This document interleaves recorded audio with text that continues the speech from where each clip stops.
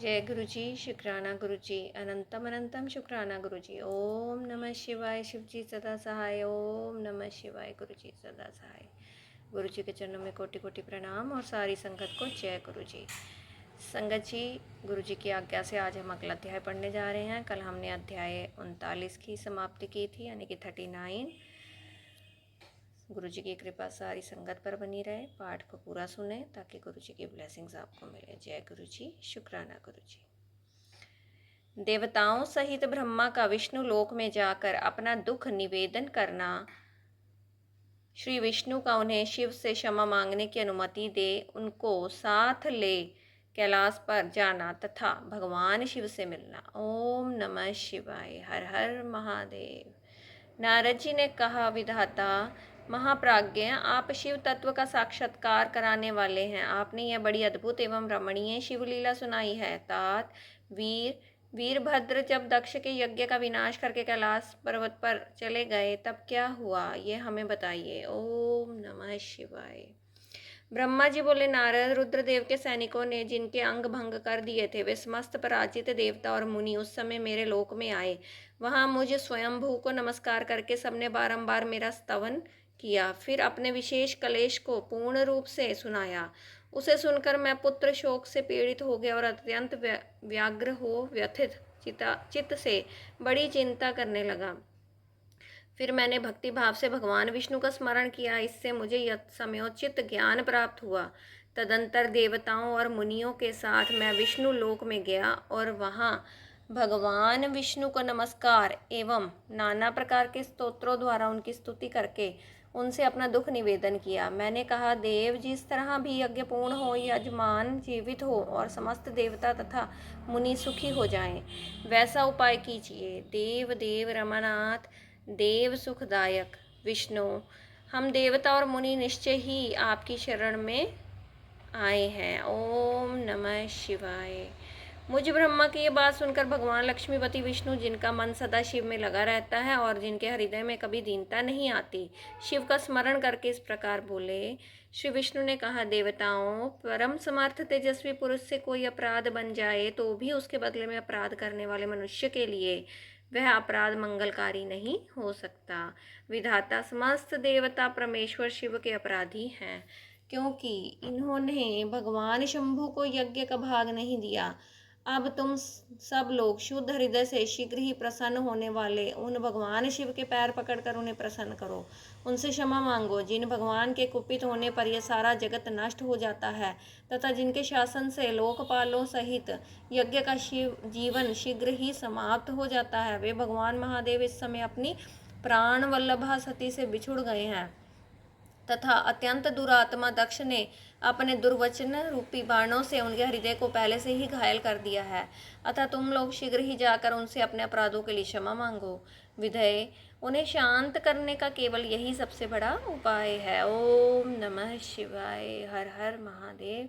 मैं समझाता हूँ, ऐसा करने से भगवान शंकर को संतोष होगा। यह मैंने सच्ची बात कही है। ब्राह्मण, मैं भी तुम सब लोगों के साथ शिव के निवास स्थान पर चलूँगा और उनसे क्षमा मांगूंगा। ओम नमः शिवाय। देवता आदि सहित तुम मुझ ब्राह्मण को इस प्रकार आदेश देकर श्री हरि देवगणों के साथ कैलाश पर्वत पर जाने का विचार किया। तदंतर देवता, मुनि और प्रजापति आदि जिनके स्वरूप ही हैं, वे श्री हरि उन सबको साथ ले अपने वैकुंठ धाम से भगवान शिव के शुभ निवास गिरिश्रेष्ठ कैलाश को गए। कैलाश भगवान शिव को सदा ही अत्यंत प्रिय है। मनुष्यों से भिन्न किन्नर, अप्सराएं और योग सिद्ध महात्मा पुरुष इसका भलीभांति सेवन करते हैं तथा वह पर्वत बहुत ही ऊंचा है। इसके निकट रुद्रदेव के मित्र कुबेर की अलका नामक महादिव्य एवं रमणीय पुरी है, जिसे सब देवताओं ने देखा। उस पुरी के पास ही सौगंधिक वन भी देवताओं की दृष्टि में आया, जो सब प्रकार के वृक्षों से हरा भरा एवं दिव्य था। उसके भीतर सर्वत्र सुगंध फैलाने वाले सौगंधिक नामक कमल खिले हुए थे। उसके बाहरी भाग में नंदा और अलकनंदा, ये दोनों अत्यंत पावन दिव्य सरिताएं बहती हैं, जो दर्शन मात्र से प्राणियों के पाप हर लेती हैं। यक्षराज कुबेर की अलकापुरी और सौगंधिक वन को पीछे छोड़कर आगे बढ़ते हुए देवताओं ने थोड़ी ही दूर पर शंकर जी के वट वृक्ष को देखा। उसने चारों ओर अपनी अविचल छाया फैला रखी थी।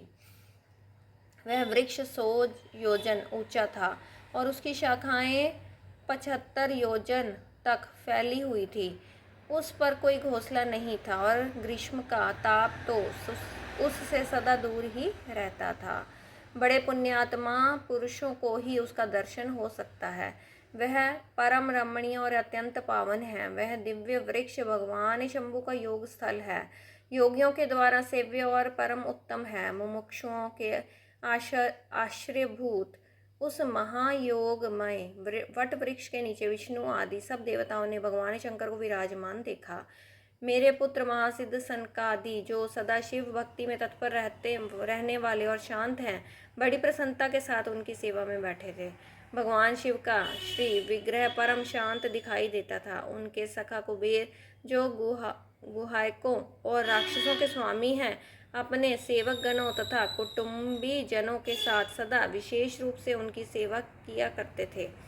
वे परमेश्वर शिव उस समय तपस्वी जनों को परम प्रिय लगने वाला सुंदर रूप धारण किए बैठे थे। ओम नमः शिवाय। हर हर महादेव। भस्म आदि से उनके अंगों की बड़ी शोभा हो रही थी। भगवान शिव अपने वत्सल स्वभाव के कारण सारे संसार के सुहृद हैं। नारद उस दिन वे एक कुशासन पर बैठे थे और सब संतों के सुनते हुए तुम्हारे प्रश्न करने पर तुम्हें उत्तम ज्ञान का उपदेश दे रहे थे। वे बायां चरण अपनी दाई जांघ पर और बायां हाथ बाएं घुटने पर रखे, कलाई में रुद्राक्ष की माला डाले, सुंदर तर्क मुद्रा से विराजमान थे। इस रूप में भगवान शिव का दर्शन करके उस समय विष्णु आदि सब देवताओं ने दोनों हाथ जोड़ मस्तक झुकाकर तुरंत उनके चरणों में प्रणाम किया। मेरे साथ भगवान विष्णु को आया देख सतपुरुषों के आश्रयदाता भगवान रुद्र उठकर खड़े हो गए और उन्होंने सिर झुकाकर उन्हें प्रणाम भी किया।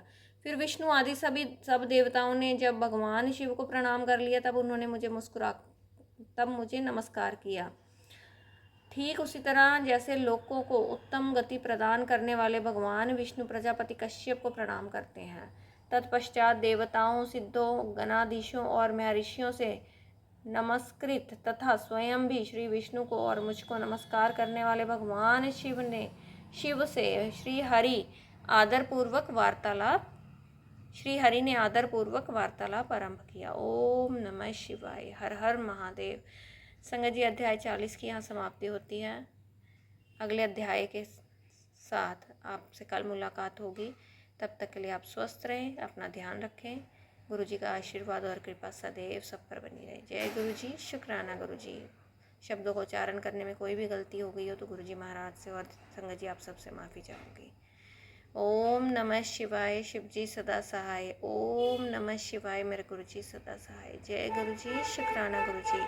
अनंतम अनंतम शुक्राना गुरु जी। अनंतम अनंतम शुक्राना। हर हर महादेव। हर हर महादेव। जय गुरु जी संगत जी। जय गुरु जी।